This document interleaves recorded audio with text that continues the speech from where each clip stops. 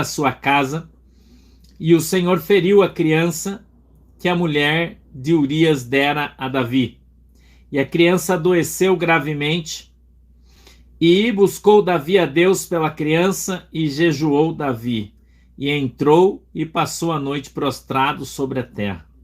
Então os anciões da terra, os anciões da sua casa, se levantaram e foram a ele, para o levantar da terra. Porém ele não quis, não comeu pão com eles. E sucedeu que ao 7º dia morreu a criança. E temiam os servos de Davi dizer-lhe que a criança era morta, porque diziam: eis que, sendo a criança ainda viva, lhe falávamos, porém não dava ouvidos à nossa voz. Como, pois, lhe diremos que a criança morreu? Porque mais mal lhe faria. Viu, porém, Davi que seus servos falavam baixo, e entendeu Davi que a criança era morta. Pelo que disse Davi a seus servos: é morta a criança. E eles disseram: é morta. Então Davi se levantou da terra, se lavou, se ungiu, e mudou de vestes, e entrou na casa do Senhor, e adorou. Então veio à sua casa, e pediu pão, e lhe puseram pão, e comeu. E disseram-lhe seus servos: que é isso que fizeste? Pela criança viva jejuaste e choraste, porém depois que morreu a criança te levantaste e comeste pão? Disse ele: vivendo ainda a criança, jejuei e chorei, porque dizia: quem sabe se o Senhor se compadecerá de mim e viva a criança. Porém agora é morta. Por que jejuaria eu agora? Poderei eu fazê-la voltar à vida? Eu irei a ela, porém ela não voltará para mim. Então consolou Davi a Betseba, sua mulher, e entrou a ela, e se deitou com ela, e teve ela um filho, chamou o seu nome Salomão, e o Senhor o amou. E enviou pela mão do profeta Natã, e este chamou o seu nome Gedidias, por amor do Senhor. Amém? Feche os olhinhos, por favor, inclina a tua cabeça que nós vamos orar. Querido Deus, em nome de Jesus eu peço que o Senhor possa dar para nós o discernimento e entendimento da tua palavra. Ela possa, meu Deus, descer revelada aos nossos corações, segundo é a vontade e o desejo do teu coração. Papai do céu, peço que o Senhor dê para nós hoje uma mensagem simples, uma mensagem com palavras simples, discernida, interpretada de maneira simples, para que todos possamos entendê-la, compreendê-la e assim termos a nossa fé no Senhor Jesus aumentada. Amém e amém. Eu poderia, aliás, trazer para você aqui toda a história de Davi, porque a gente está no final dela, né? Mas você já conhece. Você sabe que Davi adulterou, né, com essa mulher, a Betseba, ou Seba, se você preferir, você pode pronunciar como você quiser. E ela ficou grávida. Mas a Beth, né, Betseba, vou chamar de Beth, mas a Beth, ela era esposa do Urias. Urias era um valente. Ele consta, inclusive, nos livros, né, mais antigos, aí como um dos valentes de Davi. Um guerreiro, um homem justo, honesto. E Davi pisou na bola, o pecado dele foi complicado, né? Segundo a lei mosaica, Davi, ele deveria morrer por apedrejamento, pelo pecado que ele cometeu. A gente olha, eu já contei essa história dele aqui algumas vezes, né? Já falei disso aqui algumas vezes, já contei o que Davi passou, o que Davi viveu, mas hoje o meu foco não é isso. Então eu não vou voltar lá, né? Eu não vou voltar lá no início de Davi com Saul, né? Para te trazer a história até aqui, o que aconteceu, o que ele passou, o que ele viveu. Não vou falar sobre isso. O meu foco hoje aqui é vontade de Deus, né? É diferente do que isso, né? Então, tá aqui nos dias do seu bebê nascer, né? É 22, irmã, 2 Samuel, capítulo 12, verso 15, do 15 ao 25. tá? Faltam uns dias para o bebê nascer. O profeta Natã vem conversar com o rei e explica para o rei o pecado que ele cometeu, que foi um pecado grave, que ele pecou contra Deus e que vai ter um preço. Vai ter um preço. Tem muitas pessoas que não entendem muito bem esse negócio. Oi, Gisele. Não entendem muito bem esse negócio de pecado e preço, né? Tem gente que não consegue fazer essa matemática aí muito bem. Tem muitas pessoas que têm dificuldade com isso. Eu queria falar um pouquinho sobre isso. Quando você peca contra Deus, um pecado mais grave, né? E algumas pessoas falam talvez por falta de experiência, eu acho, que não existe pecadinho ou pecadão, né? Tudo é pecado. Não, existe sim. Existe pecado que não é para a morte, existe pecado que é para a morte. Existe pecado que tira você da presença de Deus e existe pecado que deixa Deus triste. São coisas diferentes. E à medida que você vai amadurecendo espiritualmente, oi Marcos, tudo bem? À medida que você vai amadurecendo, né? Você vai começando a entender que tem coisas que faz parte do teu crescimento, né? Faz parte do teu crescimento, entendeu? E tem coisas que não deveria fazer parte do teu crescimento. O pecado do adultério é um deles. O pecado do adultério é um pecado que não deveria fazer parte do nosso crescimento espiritual. Porque o pecado do adultério pode matar a tua alma, né? Pode gerar consequências graves na tua vida, que talvez depois não dê para resolver, né? Então, quando você peca, eu vou falar um pouquinho sobre o adultério, se vocês me permitirem.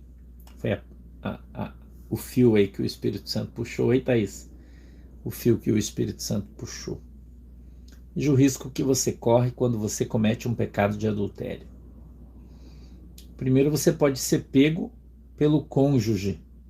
Oi, Rê, tudo bem? Você pode ser pego pelo cônjuge em ato de adultério e a pessoa, o homem ou a mulher, matar você. E você morrer naquele pecado, vai para o inferno. É um risco que você corre. O cônjuge matar você é um risco que você corre. Segundo lugar, a pessoa com quem você se relaciona fora do seu casamento pode ter uma doença.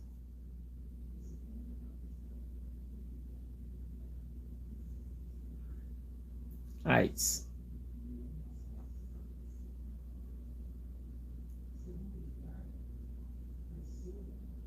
E você fica doente, você vai ficar doente. E você não só vai ficar doente, como você vai trazer a doença para dentro da tua casa. E a tua esposa vai ficar doente, ou o teu marido vai ficar doente. É um risco grave e verdadeiro. Que não sei se você sabe a quantidade de pessoas que têm AIDS hoje e andam por aí é gigantesca. Talvez você nem saiba disso, mas é muito grande. Cresce muito essa doença. Cresce muito, infelizmente. Principalmente entre os jovens. HIV, né? Principalmente entre os jovens. Cresce muito. Entendeu? Muito. Os índices são alarmantes. Se você olhasse, você ia cair para trás. Ok? Segundo. Terceiro risco que você pode correr com adultério. A pessoa com quem se relaciona pode ficar grávida.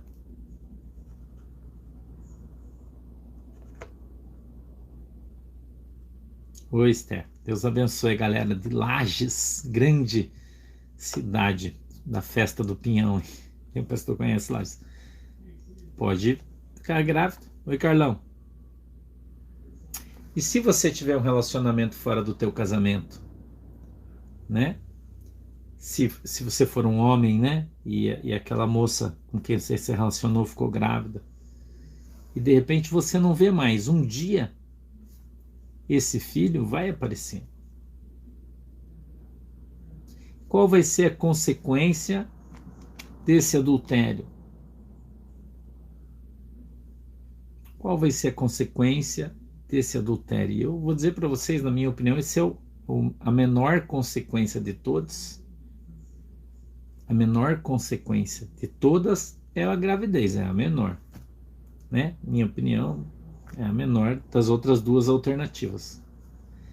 O ser Malena. A irmã Helena está dizendo para mim aqui que trabalhou na saúde e é alarmante a quantidade de casos, tá? Alarmante. Vocês não têm noção, eu tenho converso com muita gente da saúde, porque eu tenho muita gente da saúde, minhas ovelhas, né?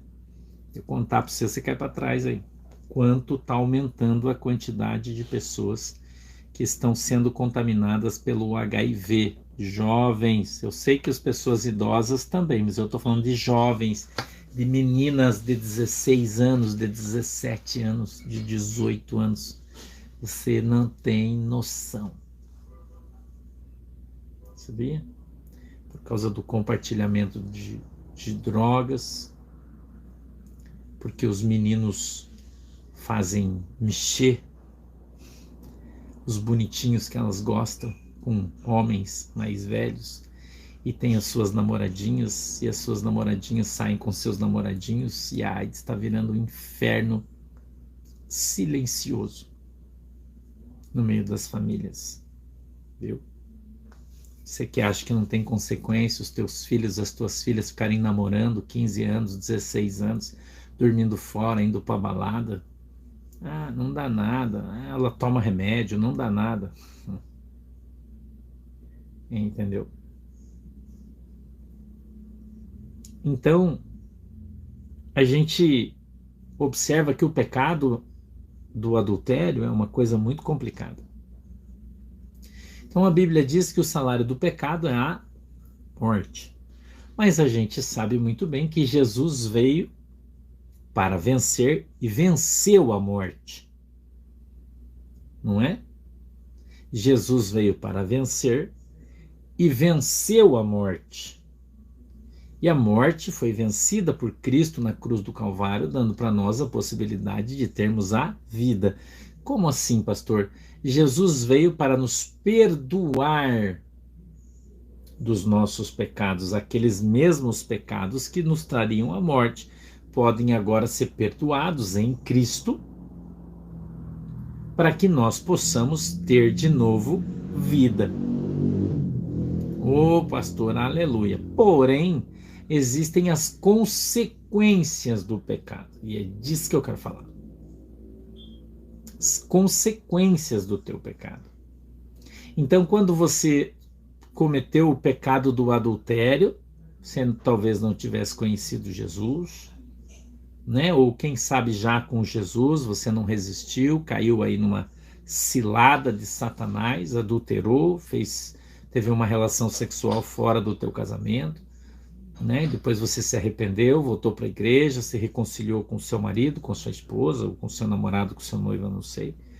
E você volta para a igreja, então você vem, participa do culto, ora a igreja, vem conversar com o seu pastor, confessa o seu pecado, o pastor ora por você, você é perdoado do seu pecado, é assim que a Bíblia diz. Jesus, quando falou com Pedro, ele disse: Pedro, tu és pedra, e sobre essa pedra edificarei a minha igreja, as portas do inferno não prevalecerão sobre ela. Aqueles a quem você perdoar os seus pecados serão perdoados, aqueles a quem você os retiver serão retidos.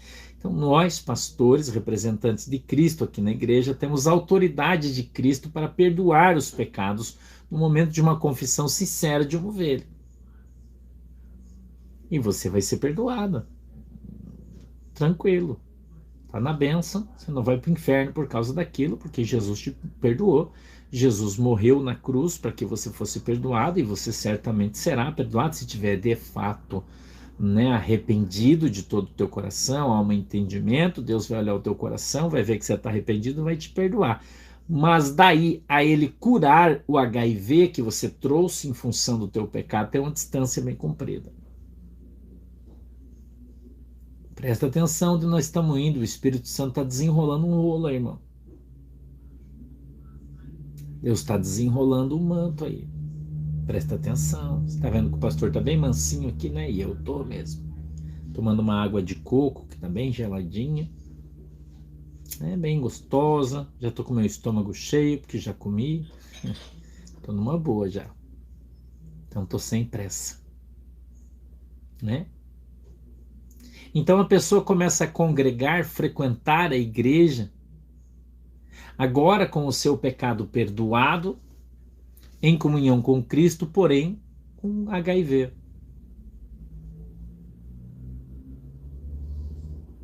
Porém, doente. E você vai dizer para mim assim, mas pastor, Jesus não pode me curar? Pode. Mas ele vai curar? Não sei. Ele não disse que quem crer e for batizado será curado? Disse? Não. Ele disse que quem crer e for batizado será salvo. Então você poderá conviver na igreja com uma enfermidade que vai levar alguns anos para te matar. Agora dizem que já inventaram até um remédio mais forte, né? Um remédio mais forte, coisas melhores. Glória a Deus, Deus queira que isso seja verdade, se dê de fato, né? Mas considerando a situação de que ainda não existe, né? Então a gente diz que isso ainda não tem cura. E você pode morrer por isso. Morrer por causa do teu pecado. Entendeu? E não quer dizer que Jesus não ame você. Não quer dizer que Jesus não tenha perdoado o seu pecado. Não quer dizer que você não possa ser usado por Deus. Não quer dizer que você não possa ser batizado com o Espírito Santo, que você receba o dom de línguas, que você ore para as pessoas ser curadas, porém você é doente.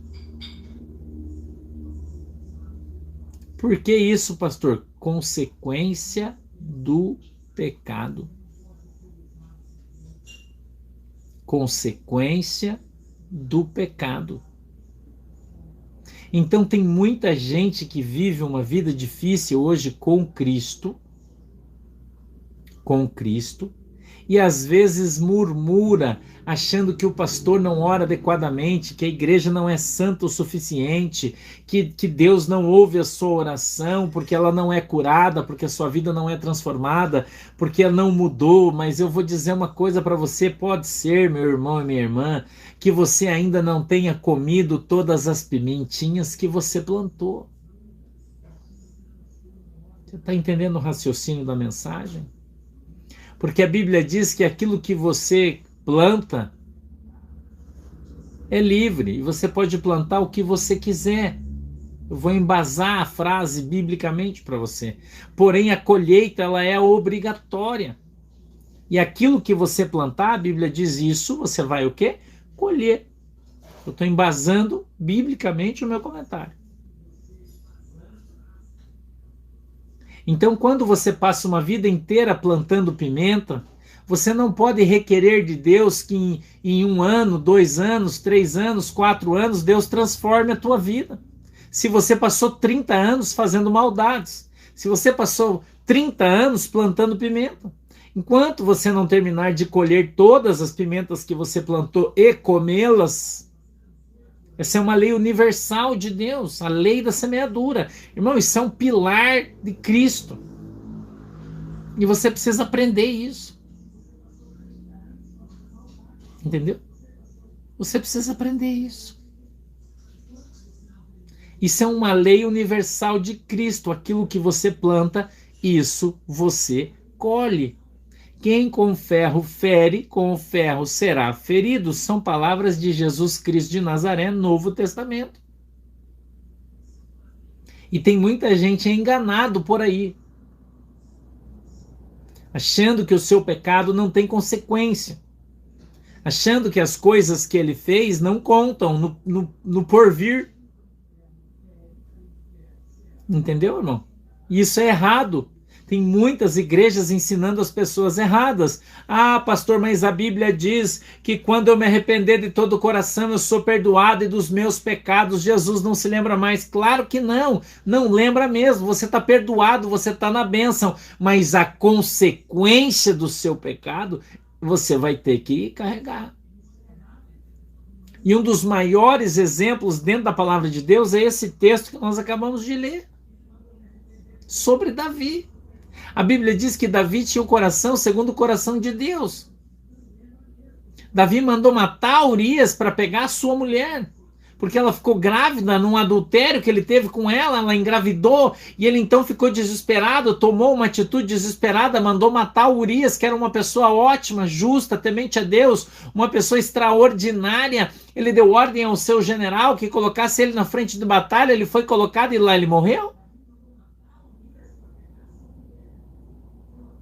Nós estamos vendo o que eu estou te contando aqui na Bíblia. Entendeu? E quando ele recebe a notícia que Urias morreu, ele faz assim, ó. Tipo, ufa, me livrei. Agora não tem problema mais que a Betseba está grávida, porque agora eu vou tomar ela como esposa, porque ela é viúva e ninguém vai poder falar nada. O marido dela morreu. Não é culpa minha. Porque ninguém sabe que eu mandei matar ele. Ele morreu lutando, eu só mandei colocar ele lá, mas a culpa não é minha. Não é assim? Que eu e você falamos quando queremos nos excusar de algo que fizemos. Ah, eu participei ali, mas a culpa não foi minha. Ah, mas eu não tive culpa. Não, eu só pus a vassoura ali. Quem tropeçou e caiu foi a pessoa que não prestou atenção. A culpa não é minha. Eu só. Eu estava andando rápido, tudo bem, mas o cara que bateu. Mas sempre a gente tem uma desculpa querendo tirar das nossas costas o fardo da culpa. Não é? Davi foi do mesmo jeito. Do mesmo jeito. Eu poderia trazer para você aqui uma história apócrifa. É apócrifa, não está na Bíblia, o que eu vou te contar. É uma história antiguíssima, ou antiquíssima, não sei qual que é o correto, hein, fica aí os dois para você. Judaica, uma lenda, uma fábula contada, que quando Davi é confrontado pelo povo, e eles querem matar, quando todo mundo descobre o que aconteceu, e todo mundo descobriu, segundo esta fábula, e eles querem matar o Davi. Davi pega a estola sacerdotal com a qual o sacerdote entrava no templo. Você sabe muito bem que para entrar no templo eles amarravam uma corda na sua cintura para entrar no lugar santo, nem era o santo dos santos, o lugar santo, onde tu colocava o pão da proposição, onde queimava o incenso. E o sacerdote, quando entrava ali, ele tinha que amarrar uma corda na sua cintura para entrar naquele lugar, porque se ele entrasse ali em pecado, quando ele pisasse lá dentro, Deus matava ele caía morto. E Davi então diz esta fábula, arrependido, pediu perdão a Deus, e para provar para as pessoas que Deus lhe havia perdoado, ele pega a estola sacerdotal, amarra a corda e entra no lugar santo. Ele não podia, ele era rei. Antiquíssima. Obrigado, Daisy. Ele era rei, ele não podia entrar. Era uma coisa vedada ao sacerdote. E ele amarra então uma corda na sua cintura e entra na tenda da congregação. E sacrifica sininhos na barra da túnica, isso aí, irmão. Fazendo barulhinho, blim, blim, blim, blim, blim. Vai lá, põe os pãezinhos, volta ali, queima o incenso e volta, mostrando para o povo que Deus lhe havia perdoado o seu pecado. Isso é uma fábula judaica. Existe. Não está escrito na Bíblia. Entendeu?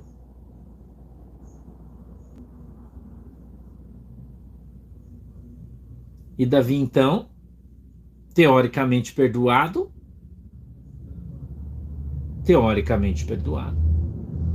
ele vai viver com sua esposa. Vai criar seu filho, porque ela estava grávida. Passa um mês, 2 meses, não acontece nada. 3 meses, nada. Porque tem gente que acha que a consequência do pecado é imediato, mas nem sempre é. Nem sempre é. Às vezes demora, mas ela vem. Porque a justiça de Deus, ela é implacável. E Deus, a própria palavra diz isso, não faz acepção de pessoas para fazer justiça. Não faz acepção. Todos, eu, você, todos estamos sujeitos à justiça de Deus. Todos. Todos estamos. 7 meses, 8 meses, a Betseba com uma barriga bonita, o bebê chutando, mexendo, todo mundo feliz. Olha, vai vir o próximo rei. Vai vir o próximo rei. E a Bíblia diz que quando Betseba vai fazer o seu parto, vai dar à luz, todo mundo fica preocupado, e quando o bebê nasce, o filho do pecado, 9 meses depois do Urias ter sido assassinado, ele nasce muito doente. É o texto que nós lemos. Ele nasce muito doente. O bebê nasce muito doente. E a Bíblia diz que Davi fica desesperado. Porque era o filho da mulher que ele amava, porque ele só tinha concubinas. Davi não tinha uma esposa que ele amasse. E Betseba, a Bíblia diz que ele amava. Era a mulher da sua vida, o amor da sua vida. E, portanto, dela, ele queria que viesse o próximo rei de Israel. Por isso era tão importante. Davi tinha muitos filhos, porém com concubinas, com outras mulheres, com alguém a quem ele amasse. Não. Não. Pastor, por que você está falando isso? Porque eu quero que você entenda. Eu quero que você entenda, irmão, que a justiça de Deus, ela é cega. Ela não olha para quem. Ela é surda. Ela não escuta argumentos. E ela é reta. Ela não faz curva. Escute bem o que eu estou te falando. A justiça de Deus, ela é cega porque ela não olha a quem. Ela é surda porque ela não ouve argumentos de defesa. E ela é reta porque ela não faz curva. E Davi jamais imaginava que Deus ia pôr a sua mão sobre o fruto da sua herança. Porque a Bíblia diz que Davi tinha o seu coração segundo o coração de Deus, e Davi já havia se arrependido quando Natã vem e fala para ele, dá a ele a dimensão do pecado que ele havia cometido. Ele desce, ele chora, ele se arrepende, e Deus aceita o seu pedido de perdão, tanto que ele está perdoado, irmão, está na boa. Mas o pecado que ele havia cometido era grave. E haveria consequência. Entendeu? E haveria consequência. Então, quando a criança nasce, ela nasce muito doente. Muito doente. E Davi, então, fica desesperado. Fica desesperado. A Bíblia diz que ele põe uma roupa de pano de saco, uma roupa que simboliza arrependimento, humilhação, joga cinza sobre a sua cabeça e cai com seu rosto em terra. Ele fica deitado num quarto escuro, fechado, sozinho, jejuando, tomando apenas água e comendo apenas pão por 7 dias, enquanto o seu filho luta pela vida.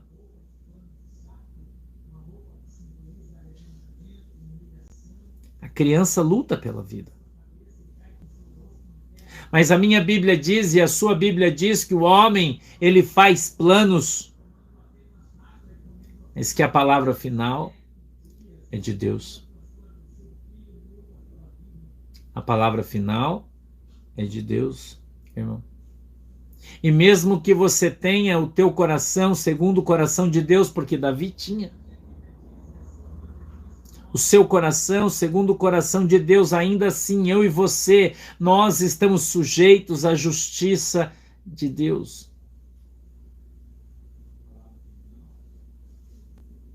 Justiça de Deus.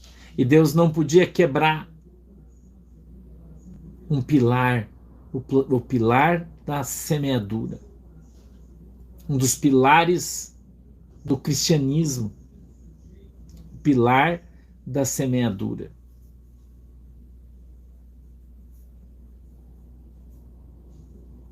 E a Bíblia diz que depois de 7 dias, a criança morre.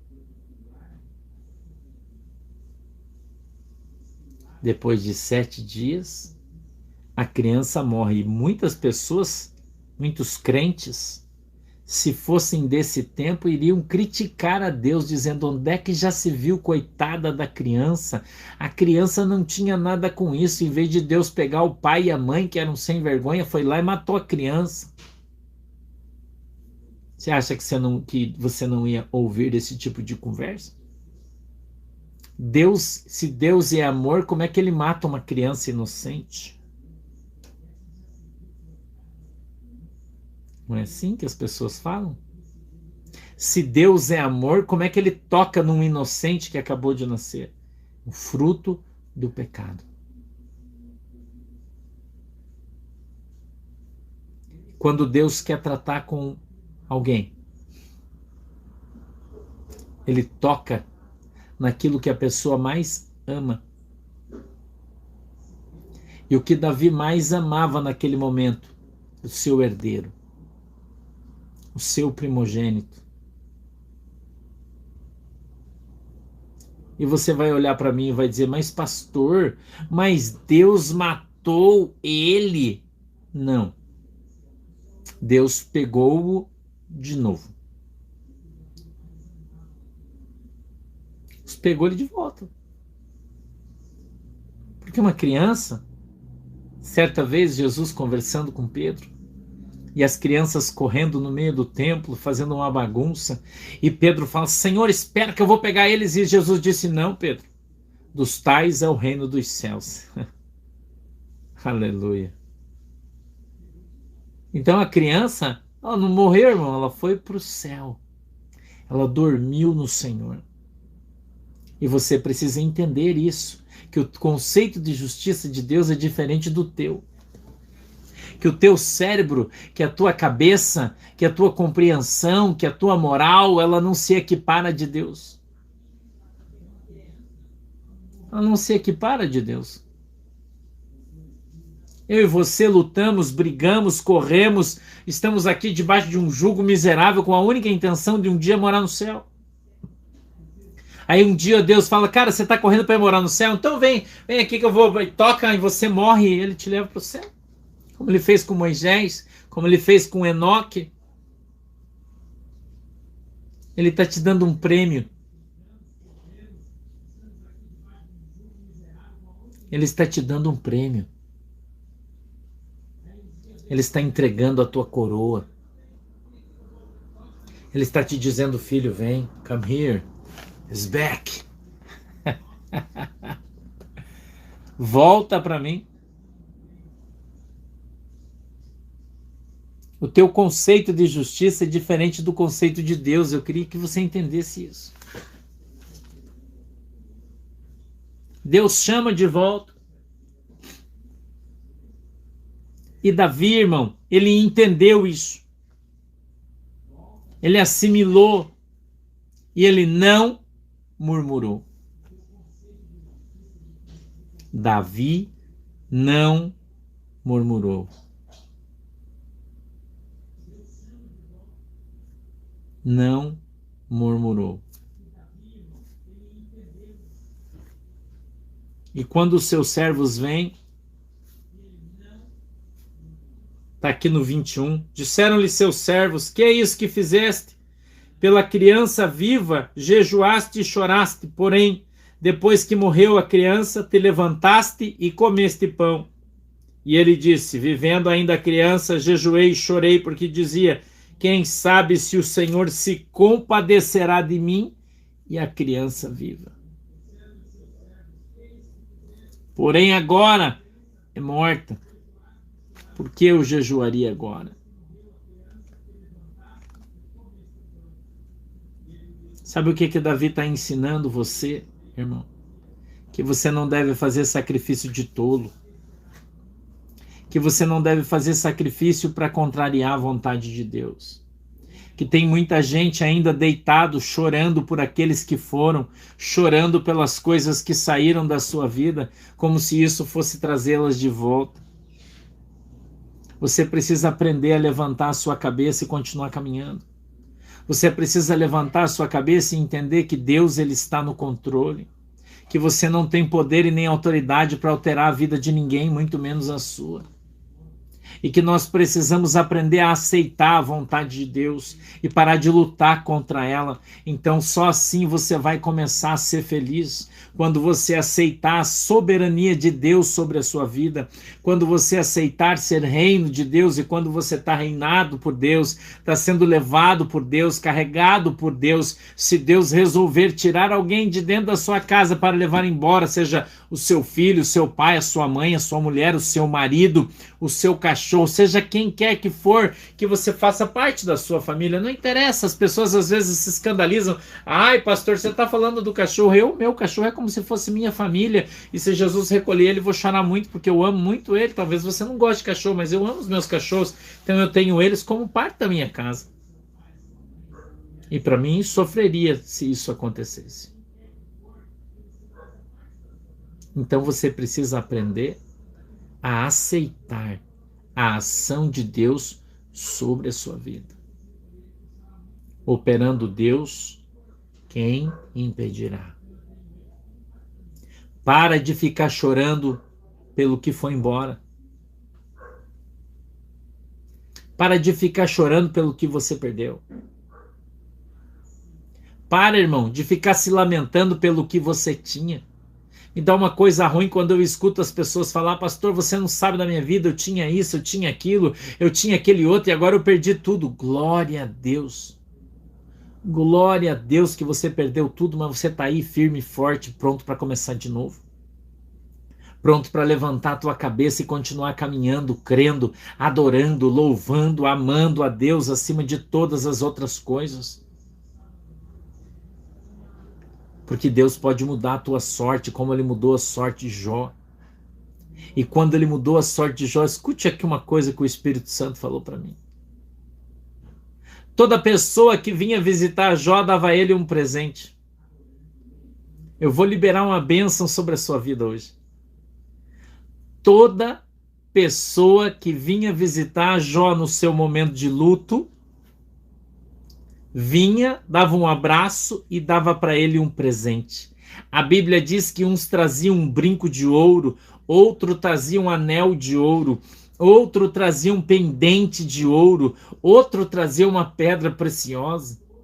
E Deus movia o coração das pessoas para que as pessoas, ao virem visitar Jó, para virem consolar ele do seu luto, que tinha perdido toda a sua família, as pessoas vinham e traziam um presente.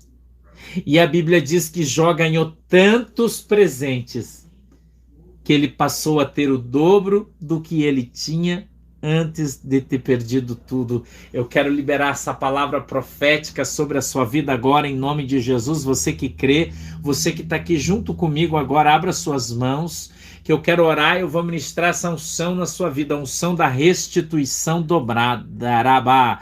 Shobla subicanta, aramanta abraçumi carabachole canta aramanai, a unção da restituição dobrada. Deus vai mudar a tua sorte, é bíblico isso, irmão, está no livro de Jó. Irmão, Deus vai mudar a tua sorte e vai trazer para você o dobro do que você tinha antes. Você acha que perdeu, mas você não perdeu, você ganhou, porque o Senhor, o Rei dos Reis e Senhor dos Senhores, vai fazer com que as pessoas se movam a teu favor para te abençoar. Abra suas mãos assim, Papai do céu, em nome de Jesus, sobre essa palavra. Eu quero ministrar essa unção de de ouro, essa unção de prata, meu Deus, que venha chover ouro, que venha chover prata sobre o teu povo agora, e tudo aquilo que eles perderam e tudo aquilo que foi embora, venha ser restituído na vida deles 2 vezes mais. Meu Deus, eu quero ministrar sobre a vida deles agora uma porção dobrada de tudo que eles tinham, que o Senhor possa levantar os teus filhos, levanta o caído, sara o quebrado, abençoa, meu Deus, o perdido, para que ele se encontre agora, ande na tua presença e seja próspero em nome de Jesus. E só quem crê diz comigo, amém.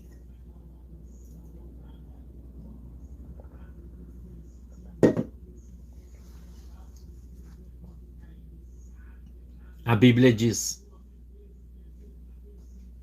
que Davi, ao levantar-se e aceitar a nova condição que lhe foi imposta por Deus, o Senhor recolheu o seu filho.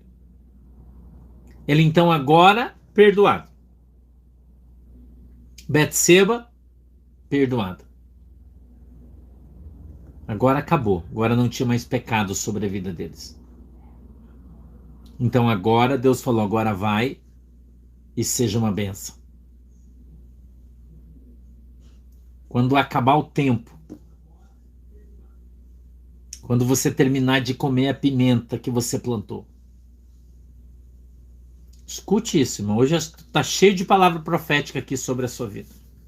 É a própria Bíblia que está liberando a palavra profética sobre a sua vida. Não sou eu que estou inventando isso, é a Bíblia. Quando você terminar de comer todas as pimentinhas que você plantou e voltar a viver debaixo da justiça, da bênção, da paz, você vai começar a comer os morangos que você tem semeado. E a tua boca vai parar de queimar com a pimenta e vai começar a ser adoçada com os morangos. Aleluia. E agora Davi teve uma outra chance. E dessa vez ele fez certo. A Bíblia diz que ele deitou-se com a Bete. Amou-a. E ela engravidou novamente. E dessa vez o seu filho nasceu. E ele colocou o seu nome Salomão. E quando o profeta Natan agora veio visitá-lo, porque agora não era mais filho do pecado, agora ele era filho da promessa. Ele olha para aquela criança, pega ele nas suas mãos e disse o nome dessa criança, inspirado por Deus, é Gedidias. Gedidias. Porque esta criança nasce pelo amor de Deus. Que mensagem linda, né? Que história linda. Você crê que Jesus pode mudar a tua história? Você crê que o Deus da segunda chance está aqui conosco nessa noite? Você acredita nisso?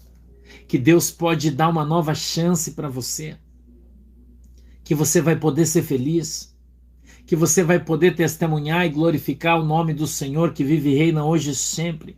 Porque Ele é misericordioso, Ele é bondoso, Ele é poderoso para fazer tudo novo.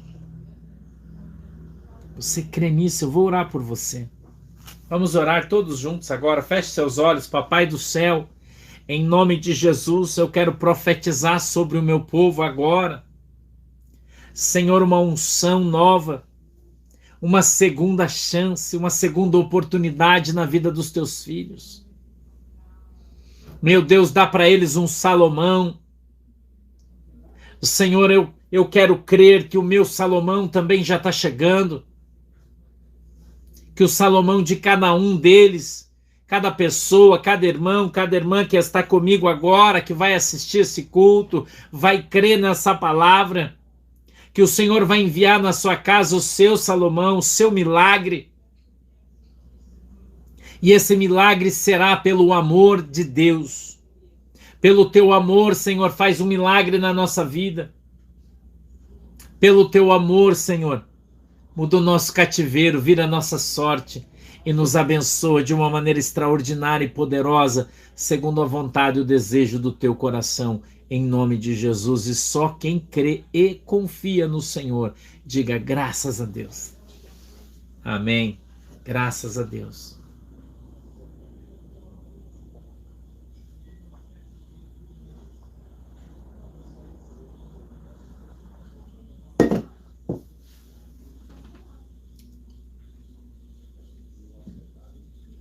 Amém.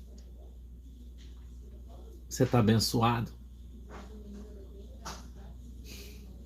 Você está abençoado. Graças a Deus por isso. Deus abençoe a tua casa. Deus abençoe essa água que você colocou aí. Que quando você beber dessa água, você possa ver a tua fé em ação. Possa receber o teu milagre diante de Deus em nome de Jesus. Deus possa abençoar a tua vida poderosamente. Deus possa abençoar a tua casa, a tua família, tudo que você tem. Deus possa enviar o Salomão na tua casa. Em nome de Jesus. Vamos viver a partir de hoje um novo tempo, um tempo novo. Está acabando fevereiro, vai começar março. Mês de março já é mês de novidade na minha vida, na sua vida. Você crê? Eu creio nisso, irmão. Eu acredito que está vindo algo novo sobre a minha vida, sobre a minha igreja, sobre o meu povo. Eu creio nisso. Coisas ruins e coisas boas. Porque a nossa vida é assim. Não são só boas. Vão vir ruins também. Faz parte. As ruins a gente luta. Né, Lenice? Mas as boas a gente glorifica a Deus. De pé. Deus abençoe vocês. Tenham um excelente final de domingo. Deus abençoe a tua janta. Eu espero que ela esteja deliciosa. A minha certamente estará. E a gente se vê amanhã às 14. Tá bom? Um beijo para todo mundo. A paz do Senhor Jesus Cristo esteja convosco. Tenha sonhos proféticos. Que Deus abençoe você, a tua vida e a tua casa diante de Deus, em nome de Jesus. Tchau. Tchau, galera. Deus abençoe.